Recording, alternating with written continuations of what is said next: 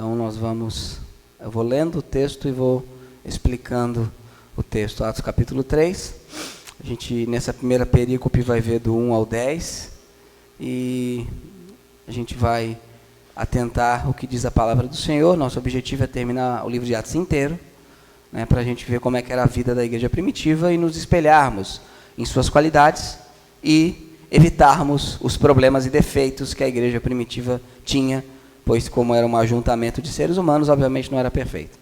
Aqui a gente tem a descrição da cura de um coxo, de uma pessoa que tem um problema na perna. E a descrição coxo, ela é perfeita. Versículo 1. E Pedro e João subiam juntos ao templo à hora da oração, a nona. Então, primeiro eu quero destacar o versículo 1, que eles tinham uma prática de orar. A prática da igreja de Jerusalém, geralmente era orar diariamente, na terceira hora e na hora nona. A terceira hora é às 9 da manhã e a hora nona é às 15 da tarde.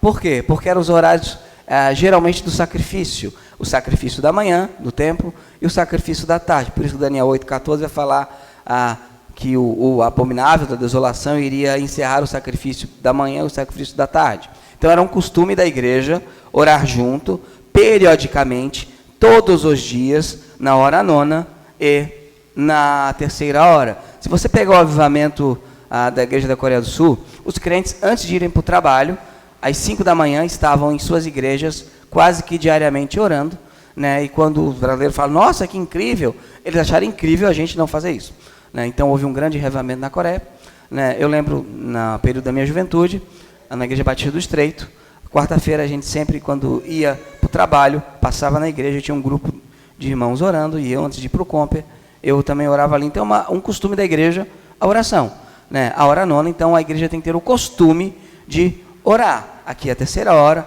a hora nona.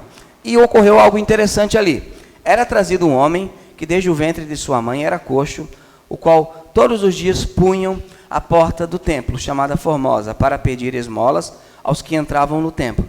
Aqui, um homem era colocado na entrada do templo, como hoje tem muitas pessoas na entrada da igreja pedindo coisas. Naquela época não havia, a gente não tinha nenhum tipo de benefício social, você não tinha pensão, você não tinha nenhuma ajuda do governo. Mas o que vocês imaginam, como é que esse homem era? Que fala que esse homem era o quê? Coxo, né? Algumas traduções colocam um aleijado. A expressão coxo, né, é privado de um pé. Ou não tinha o pé, ou era mais curto que o outro. Então já começamos a entender como é que vai ser o tamanho do milagre. Não é apenas que ele não andava, porque um aleijado é geral. A pessoa aleijada, ela apenas não anda. Aqui, coxo, é que ele era desfalecido ou privado de um pé. Ali em Atos 4, 22, a gente vai ver o tempo que ele era assim. 4, 22. Pois tinha mais de 40 anos o homem que se operara aquele milagre de saúde. Temos aqui um fato. Ele nasceu desprovido de um pé, privado de um pé sem uso, né? E possivelmente o outro atrofiou, porque você não usava, né? Há quanto tempo? Desde o ventre da mãe, isto é, 42 anos, ele nasceu assim.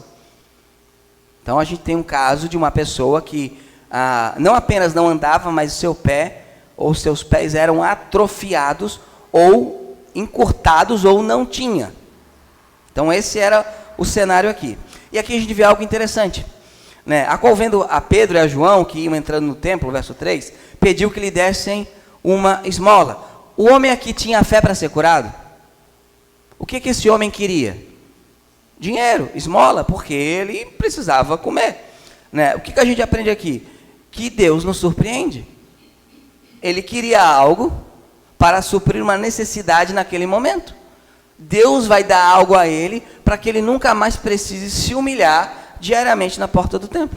Então, às vezes a gente não tem certas orações respondidas no imediato, no momento, e a Ruth Graham, a esposa do Dr. Billy Graham, fala, se Deus tivesse atendido todas as minhas orações, eu não teria casado com o Billy Graham. Então a gente vê que muitas vezes o Senhor nos surpreende acima do que pedimos ou pensamos. E muitas orações não respondidas são orações respondidas, que Deus aprove em sua soberania, em conhecimento de todas as coisas, não nos dá. Então ele pede, ele quer esmola. E Pedro, versículo 4, com João, fitando os olhos nele, disse: olhe para nós. E olhou para eles, esperando receber o quê? Deles alguma coisa. E disse Pedro: não tenho prata nem ouro, mas o que tenho, isso te dou. Em nome de Jesus Cristo Nazareno, levanta-te e anda. E aqui eu queria me detalhar nesses 3 versículos. Ele olhando para os apóstolos, esperando receber alguma coisa. O que Pedro disse que não tem? Dinheiro. Então a gente pega aqui o suposto representante de Pedro na terra, que seria o bispo de Roma. O que o bispo de Roma tem? Tem prata e tem ouro. Os apóstolos modernos têm o quê? Prata e ouro. O que os apóstolos modernos e o bispo de Roma não têm? O poder de fazer o que Pedro fez aqui.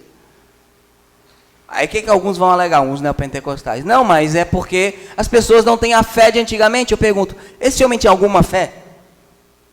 Porque era o poder apostólico. Ali no capítulo 2, versículo 43, diz o seguinte: em toda alma havia temor, e muitas maravilhas e sinais se faziam pelos apóstolos. Então a gente vê aqui, quem que fazia inicialmente na igreja as maravilhas e os sinais? Os apóstolos. Capítulo 5, versículo 12. Diz o seguinte: e muitos sinais e prodígios eram feitos entre o povo pelas mãos dos apóstolos. E ali em 2 Coríntios 12, 12, então a gente vê uma marca apostólica aqui clara. Obviamente, incredulidade impede que Deus haja, porém nem sempre isso ocorre, porque existem alguns sinais, algumas marcas específicas de determinadas pessoas que não dependiam de fé de outras pessoas. Ali em 2 Coríntios 12, 12. Os sinais do meu apostolado foram manifestos entre vós, com toda a paciência, por sinais, prodígios e maravilhas. O que Paulo fala? Estou demonstrando que eu sou apóstolo, porque eu estou fazendo milagres com toda a paciência e perseverança. Não é um milagre a cada 20 anos. Eu conheço alguém que orou por uma pessoa com câncer e ela foi curada. Tem 40 de ministério, aconteceu 2 vezes. Isso não é dom de cura. Nem sempre Deus curava, mas ele curava regularmente, continuamente, durante muito tempo. Então o que a gente vê aqui? Uma demonstração do poder apostólico. Tanto que no verso 16 do capítulo 3 de Atos, diz o seguinte: pela fé no seu nome fez o seu nome fortalecer a este que vedes e conheceis. Sim, a fé que vem por ele. Obviamente aqui não é a fé do coxo, do homem desprovido de um pé. É a fé de quem? Dos apóstolos. Porque o homem não tinha fé que seria curado. Então o que a gente observa aqui nesse primeiro trecho? Aqui é a descrição de um milagre poderoso. Um milagre que não dependeu de fé alheia. Eu tenho um dom de cura, as pessoas não são curadas porque elas não creem. Tudo bem, mas nenhumzinho sem fé você curou? Você não é apóstolo? Então o livro de Atos é a principal refutação desse movimento de curas que existe hoje. Não estou dizendo que Deus não cura. Obviamente Deus cura. A hora que quer, da maneira que quiser, do modo que quiser. Deus opera milagres. Agora, neste nível, não mais o faz. E aqui era um milagre instantâneo. O que a gente vê aqui no verso 7? E tomando pela mão direita, o levantou e logo seus pés e artelhos se firmaram. A LTT vai traduzir essa expressão por tornaram-se sólidos. Você imagina um membro atrofiado, molengão, durante 42 anos. Tornaram-se sólidos. Milagre absurdo. O que ocorre hoje em alguns locais? Jesus está te curando das costas. Você não consegue andar? Vem. A pessoa vem assim. Olha como eu estou conseguindo. Foi assim que ocorreu? Aqui foi imediato. Verso 8. E saltando ele, pôs-se em pé. Alguém que verifica esses sinais e prodígios em determinados locais, as pessoas saltam quando são tiradas da cadeira de roda? Elas são arrastadas, basicamente. Não estou dizendo que Deus não faça, Deus pode fazer e Deus faz, só que a gente vê aqui claramente um sinal apostólico pelas mãos dos apóstolos. E saltando ele pôs-se em pé e andou, e entrou com eles no templo, andando, saltando e louvando a Deus. Ele estava pulando de alegria, né? Se fosse uma igreja batista, a gente ia pedir para ele parar de pular, né? Mas, em grandes reavivamentos, em grandes obras do Senhor, não há como não conter a emoção, né? Certa feita, reclamaram de Jonas Eduardo, dizendo que, olha, nas suas pregações, as pessoas ficam chorando demais. Algumas ficam rindo, não que ele fica soprando, não, mas as pessoas se alegram demais. O que que há? Ele fala, algumas pessoas sentem tão grande o peso do pecado que desabam no choro. Outras se alegram tanto com a sua salvação que não conseguem conter a alegria. Então, a ação de Deus manifesta sentimentos em nós. Só que aqui não é uma produção artificial. Aqui foi um grande milagre. Ele entrou e saltou e louvou. E todo o povo viu andar e louvar a Deus. E conheciam-no, pois era ele o que se assentava a pedir esmola à porta do templo. E ficaram cheios de pasmo e assombro pelo lhe acontecer. Uma outra coisa que é importante aqui. Como é que acontece boa parte dos milagres modernos? Eu conheço um cara que conhece o cara, que é primo de alguém, que viu um cara que não sei o quê. Aqui é, todo mundo não. Eu conheço. Eu vi. Não, eu 42 anos, é filho da dona não sei o coisinha ali. Filho dela, o cara pegou e saltou, eu vi. O cara era aleijado, o cara era coxo, eu vi. Como é que se faz hoje? Não, eu conheço alguém que ouviu de alguém, que não sei de quem, que não sei de onde. Notamos a diferença. Quando Deus faz um milagre, não há dúvida que é um milagre. E aqui o milagre, aqui, ele foi feito para deixar o povo preparado para o sermão. Estou resfriado esses dias. E ficaram cheios de pasmo e assombro pelo que lhe aconteceram. E aqui Pedro faz o quê? Faz uma campanha de cura. O que Pedro começa a fazer no versículo 11? Começa a pregar. O milagre e o sinal é exatamente isso. Um sinal que aponta a algo maior. O que é esse algo maior apontado? É o Evangelho. O objetivo dos sinais, milagres do povo de Deus é que o Evangelho seja notificado. Versículo 11. E apegando-se o coxo que fora curado, a Pedro e a João. Aqui é importante, eu quero destacar essa frase. Ele se apegou a quem? A Pedro e a João. Devemos nos apegar com homens e mulheres de Deus. O natural, o comum de um novo convertido, de uma pessoa que está iniciando na fé, é se apegar a homens e mulheres maduros e mais velhos na fé. Homens e mulheres maduras na fé têm o dever de ensinar, discipular e caminhar junto com pessoas mais novas na fé. Você não pode simplesmente achar que porque Deus fez um milagre, o maior de todos, que é a regeneração, você agora pode andar sozinho. Aqui ele se apegou a Pedro e a João, e todo o povo correu atônito junto a eles, ao alpendre chamado de Salomão. Aqui foi um local público onde o milagre ocorreu.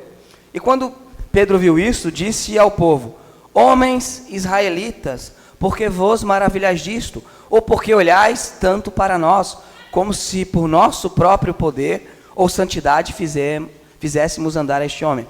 Aqui a gente vê a atitude dos apóstolos. O que acontece hoje? Esse é o homem da prece poderosa. Esse é o homem da unção. O homem que fala e Deus age. O que ocorre também?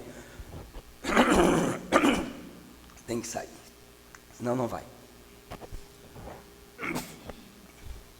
Alguém tem um dom de cura?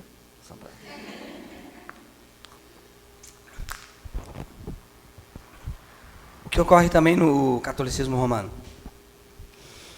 Essas pessoas aqui ficaram olhando para Pedro e João, como se eles fossem o quê? Santos. Como se eles fossem pessoas a qual você fosse olhar. O que Pedro e João falam? Por que vocês estão olhando para mim? Por que vocês estão achando que isso veio da gente? Por que vocês acham que nós temos esse poder?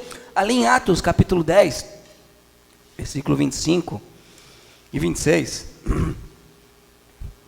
aconteceu algo interessante. Será que Pedro liga que as pessoas orem a ele? Será que Pedro se importa que as pessoas façam promessas a ele?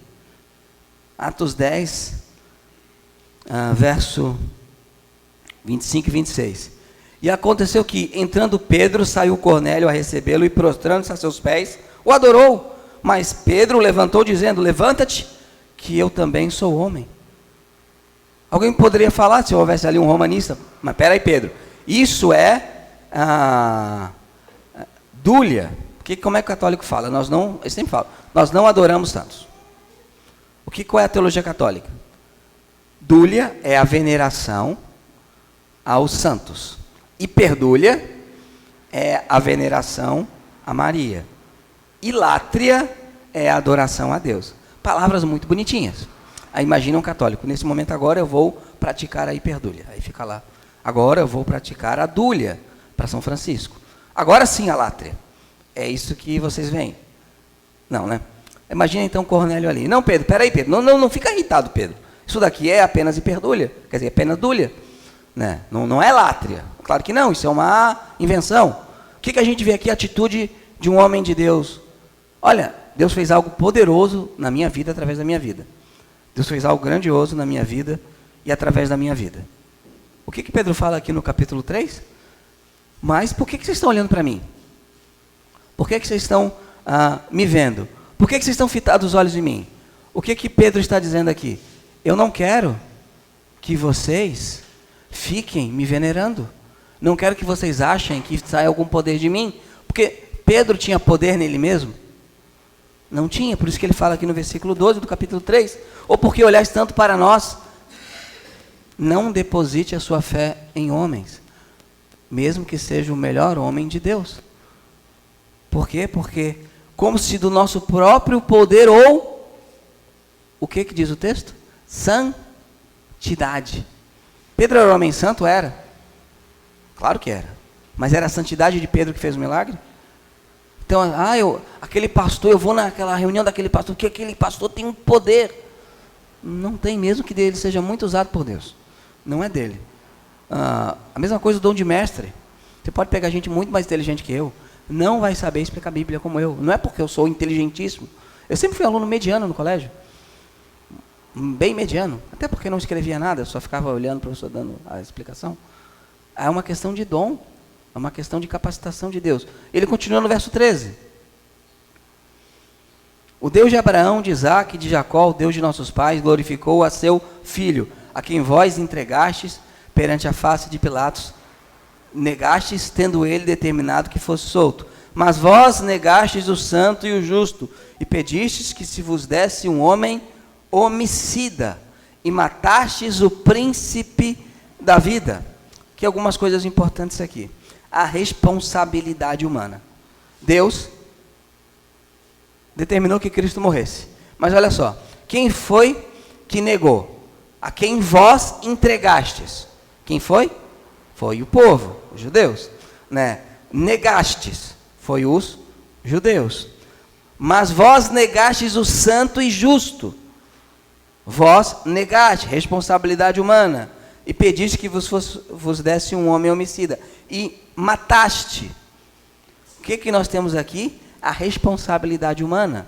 Ali no versículo 26 do capítulo 3, o último versículo do capítulo 3, vai ver que a salvação é condicional.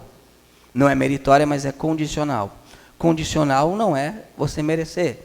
Qual é a condição para que você receba o Bolsa Família? Que você esteja no espectro social necessário para que você receba essa ajuda. Isso não é mérito. Pelo contrário, é uma coisa ruim. Quer dizer que você não consegue suprir as suas demandas. Né? Qual é o aspecto, qual é a condição para que você ganhe uma sopa de uma igreja no centro às 10 da noite numa quinta-feira? Que você seja um morador de rua. Isso é condição, isso não é mérito. Qual é a condição, então, aqui para a salvação? Verso 26.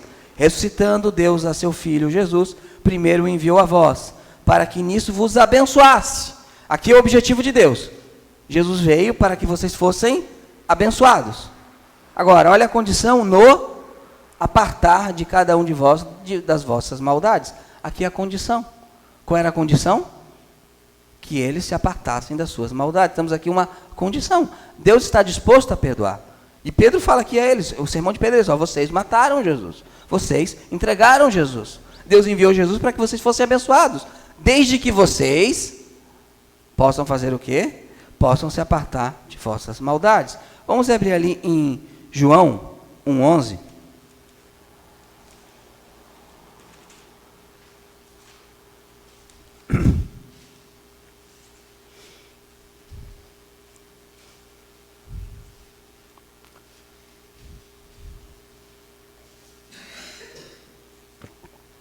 diz o seguinte: veio para o que era seu e os seus não o receberam. Então, Jesus veio com o objetivo para salvar aqueles que eram dele, os judeus, e os judeus não o receberam. Em Lucas 7,30. Então, o sermão de Pedro, ele é um sermão que não é focado em si mesmo, ele não fala de si mesmo, ele já tira ele de foco, coloca Deus em foco e coloca no colo dos ouvintes a responsabilidade deles. 7,30.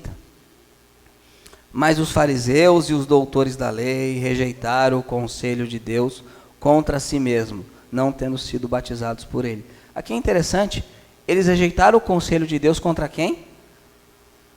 Contra eles mesmos. Quando nós não obedecemos ao Senhor, quando nós não fazemos o que o Senhor determina, quem é que é prejudicado? É a gente. Deus não vai deixar de ser Deus. Não vou mais na igreja. O problema é totalmente seu, totalmente meu. Deus não fica, ai meu Deus, ele não vai mais na igreja, e agora? O que é que eu faço? Será que Andrômeda vai explodir porque ele não vai na igreja? Não. É contra si mesmo. Né? Paulo, o que Deus fala a Paulo? Paulo, é duro para ti recalcitrar contra os aguilhões. Quem que está se ferindo? É Paulo que estava se ferindo. Né? E é assim que funciona. Deus, ele dá uma responsabilidade a nós. E aqui no verso 15, capítulo 3, ele fala: mataste o príncipe da vida, o iniciador da vida, o pioneiro da vida, a qual Deus ressuscitou dentre os mortos, de que nós somos testemunhas. E aqui é importante. O que é que Pedro e João estão dizendo que são? Testemunhas. Você tem 3 opções em relação a isso. Pedro e João estão afirmando o seguinte: nós vimos Jesus Cristo ressuscitado dentre os mortos. É a afirmação deles. Ou eles mentiram, não, ou eles mentiram, estão mentindo. Por quê? Porque queriam perder todos os seus bens, serem surrados, esbofeteados, mortos, perseguidos pelo império. Tinham algum tipo de desejo estranho, ele e todos os outros. Ou eles tiveram uma alucinação, o que não explicaria o túmulo vazio, os soldados atemorizados, outras pessoas vendo, né, e Jesus tendo comido 40 dias com eles, mas ou ficaram malucos, ou de fato eles falaram a verdade. Eu pergunto, se Cristo não tivesse ressuscitado, qual seria a vantagem dos apóstolos dizer que Cristo teria ressuscitado? Como isso é uma escola dominical, vocês podem falar. Alguém consegue pensar alguma vantagem? Eu vou criar uma religião aqui, que não vai envolver meu sofrimento e minha morte, e eu vou ser o líder dela. Aí começa a me bater, me perseguir. O que eu vou fazer? Espera aí, gente, eu estava um pouco equivocado, né? Eu confundi um pouco as coisas. Aí você pode falar, não, mas os mártires muçulmanos, eles morrem por Allah. Morrem, mas eles afirmam que viram Allah entregando o Alcorão a Maomé? Não. São testemunhas de 2ª, 3ª, 4ª, 16ª geração. O próprio Maomé só teve vantagens, porque ele conseguiu conquistar pela espada. Qual é a diferença primordial do cristianismo? Aqueles homens frouxos, medrosos, que fugiram. Pedro, que negou Jesus para uma empregada, agora está diante do templo, na cara dos sacerdotes, dizendo o seguinte: olha, nós somos testemunhas que Deus ressuscitou Jesus a quem vocês mataram. Isso aqui é uma evidência clara do cristianismo. Inclusive, o assistente pessoal de Richard Dawkins, que escreveu Deus um Delírio, né? A filha dele começou a ir na igreja, filha do assistente pessoal do Richard Dawkins, o braço direito dele, que fez, inclusive o livro Deus um Delírio tem um agradecimento a essa pessoa. A filha dele começou a ir na igreja. Beleza, pode ir na igreja, não tem, pode ir atrás desses mitos, tá feliz, que bom para você. Aí a esposa começou também a ir na igreja. Tá bom, vai lá. Aí ele começou a ir, mas só para acompanhar a família. Quer saber, eu vou ler esse Novo Testamento. Eu vou ler esse negócio. Começou a ler. Chegou a uma conclusão: Jesus é real. Jesus realmente é real e muda a vida. O assistente do Richard Dawkins, que escreveu Deus um Delírio. Por quê? Porque de fato a nossa fé é verdadeira. Jesus Cristo ressuscitou dos mortos e está vivo. E essa é a pregação da igreja primitiva. Cristo está vivo. Cristo padeceu sobre o poder de Pôncio Pilatos. Versículo 13. Foi morto, sepultado, Desceu em Hades, ressuscitou ao terceiro dia. E desde sempre a igreja prega isso. E o texto continua. E pela fé no seu nome, fez o seu nome fortalecer a este que vedes e conheceis. Sim, a fé que vem por ele, deu a este, na presença de todos vós, perfeita saúde. Alguns pontos aqui. Ele está jogando na cara de um público que não crê em Jesus uma coisa. Vocês não podem negar que este homem agora está em perfeita saúde. Deus fez isso num ambiente controlado, cheio de crente, onde só crente vê, para que o primo, do amigo, do avô possa saber. Imagina só, estamos num culto evangelístico no meio da rua e vem um aleijado conhecidíssimo de governador Celso Ramos, que só espera receber uma cesta básica da igreja. Seria uma cena linda, mas é muito improvável que Deus faça através de mim. Se ele fizer, eu fico bem feliz. Eu desço e falo, levantem e andem. Aí eu falo para todo o povo, vocês estão vendo o que Deus fez com ele. O que o povo vai poder falar? Não vai poder falar nada. Foi, a gente viu. É isso que está acontecendo. E outro ponto importante. Aqui fala que esse homem teve o quê? Verso 16. Perfeita. Não houve só uma cura das suas pernas. Você está atrofiado. Você não tem dinheiro. Logo você se alimenta mal. Você tem más condições de saúde. Quem já viu pessoa doente, e na época não tinha cadeira de roda, sabe que quando você fica muito tempo numa posição, o que ocorre com o seu corpo? Bolhas, ferimentos. Você pode ter embolia, você pode ter trombose, você pode ter tantas e tantas coisas. Quando Deus cura essa pessoa, Deus não apenas cura seus pés. Ele estava mais saudável que todo mundo ali. Ele lhe deu perfeita saúde. Um milagre extraordinário, tudo restaurado. A gente vê o texto e curou, que legal. A palavra coxa indica possivelmente, ou ele fez uma perna ficar do mesmo tamanho da outra, ou ele restituiu um pé. É uma coisa incrível. E agora ele está em perfeita, em absoluta saúde. Né? Não, eu estou com um caroço aqui, Deus me curou. Aí a pessoa vem mancando assim, mas Deus curou o caroço. Deu perfeita saúde. Deus, ele é muito perfeccionista. Já viram a natureza, o fino do universo, né? Deus não faz as coisas pela metade. Deus não faz isso. Quando Deus curou esse homem, ele curou tudo. Cada ferimento dele. Cada atrofia dele. Cada problema de saúde que a condição dele de 42 anos naquele estado ocasionou, Deus curou absolutamente tudo. Tudo. Deus fez isso porque Deus é poderoso. E aqui fala, pela fé no seu nome, que fez seu nome fortalecer, a este que vedes e conheceis sim a fé que vem por ele. A fé que vem por quem? Por Cristo. Quem é o autor, iniciador da fé? Jesus. Hebreus 12 diz o seguinte.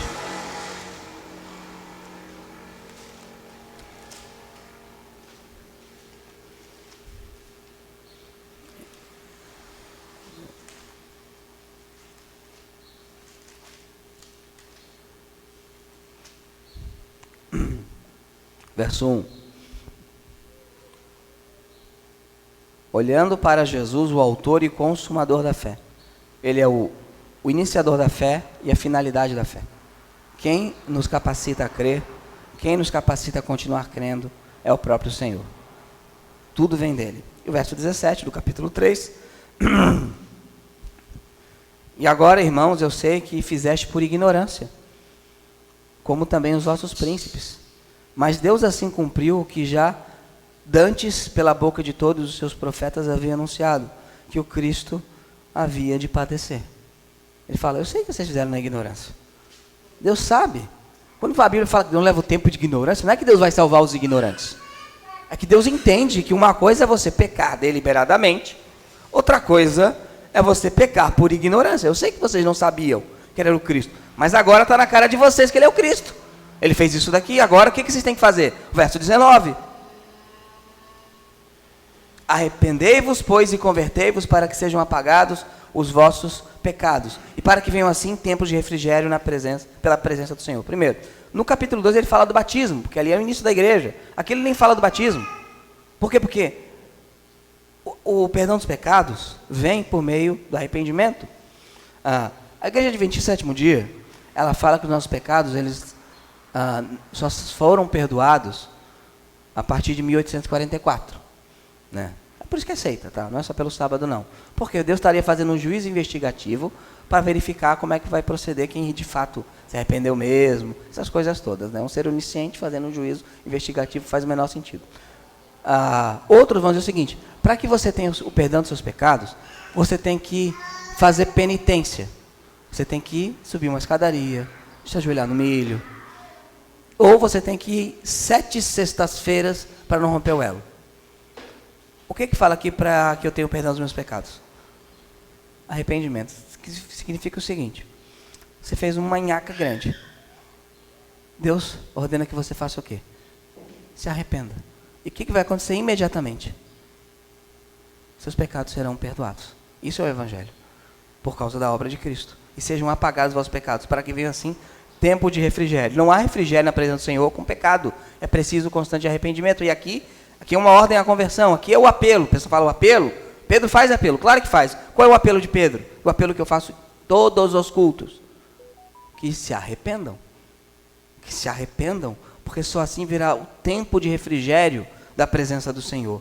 E Ele envia Jesus Cristo naquele grande dia, né, que já vos foi dantes anunciado. Verso 21. O qual convém que o céu contenha até os tempos da restauração de tudo. A gente tem um sermão só sobre isso, está no YouTube, que foi 1 hora de sermão, então dá para pegar esse ponto aqui. Deus, Ele vai restaurar o mundo caído. O mundo vai morrer, o universo vai morrer, e Ele vai fazer o quê? Ressuscitar o universo. Restauração de todas as coisas, dos quais Deus falou pela boca de todos os santos profetas, desde o princípio.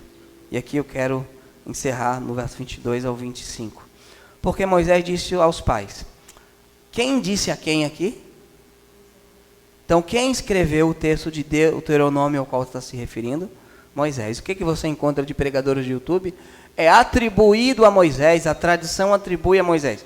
A Bíblia, e Pedro está dizendo que foi quem? Quem sabe mais? O PhD de teologia ou o apóstolo Pedro dizendo que foi Moisés? Pedro. Então, porque pregador tal disse que talvez tenha sido Moisés. Não é talvez, porque Moisés disse aos pais: o Senhor vosso Deus levantará entre vossos irmãos um profeta semelhante a mim, e a ele ouvireis em tudo quanto vos disser. Onde é que Moisés entrega a lei? No monte. Onde é que o Senhor entrega a lei do reino? O sermão do monte. Ouviste o que foi dito? Eu, porém, vos digo. Quem é que falava assim? Só um novo Moisés. O Senhor é o novo Moisés, por isso temos a lei de Cristo. Né? E aqui fala: a ele ouvireis em tudo quanto vos disser, e acontecerá que toda alma que não escutar esse profeta será exterminada entre o povo. Não com apedrejamento, mas não será parte do povo santo de Deus. E o dia que o Senhor voltar na restauração de todas as coisas, essa pessoa ficará fora do arraial. O arraial é a Nova Jerusalém. A mesma coisa. Só que, se na antiga aliança a punição era não fazer parte do arraial físico, não fazer parte do arraial eterno é muito pior. Muito pior. Né? Muito pior.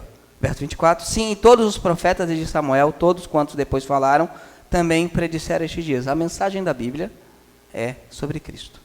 Se você lê as Escrituras e não encontrar Jesus, você está lendo errado. É muito simples. Está lendo errado. Tem que ler de novo. Tem que voltar. E o verso 25. Vós sois os filhos dos profetas e da aliança que Deus fez com os vossos pais, dizendo: na tua descendência serão benditas todas as famílias da terra. Aqui esse texto é maravilhoso. Por quê? Eles são filhos de quem? Dos profetas. O que Pedro fala para eles no versículo 19? Arrependei-vos. Se os filhos dos profetas tinham que se arrepender, imagine os nossos. Imagine nós. Deus não tem netos. Não é porque você é de uma tradição cristã que você será salvo. Você não será salvo se não se arrepender.